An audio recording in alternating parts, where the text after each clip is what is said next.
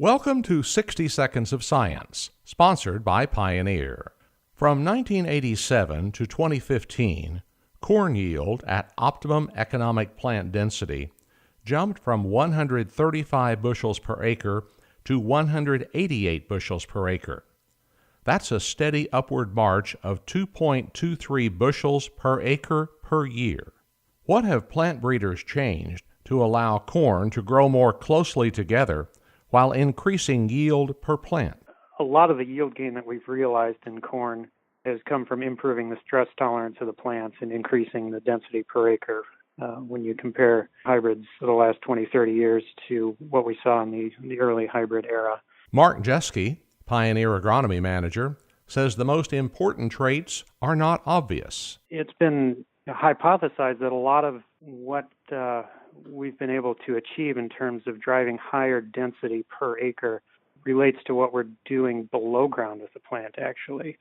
The plants are rooting deeper and they're better able to tap into water and nitrogen. He says seeding rates to obtain the highest yield are higher than the rate for highest economic yield. The trick for growers is to make one decision every year.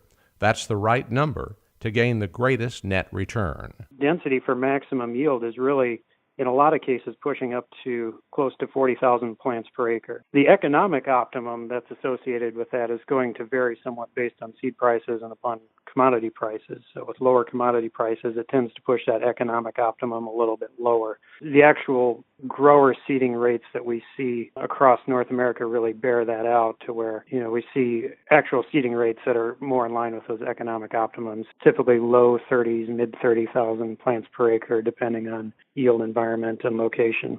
In our final podcast, the moving target on yield and how it's linked to plant population, and how Pioneer's research and your local trials combine to allow you to pick the best hybrids and program the planter to put down the optimum number of seeds.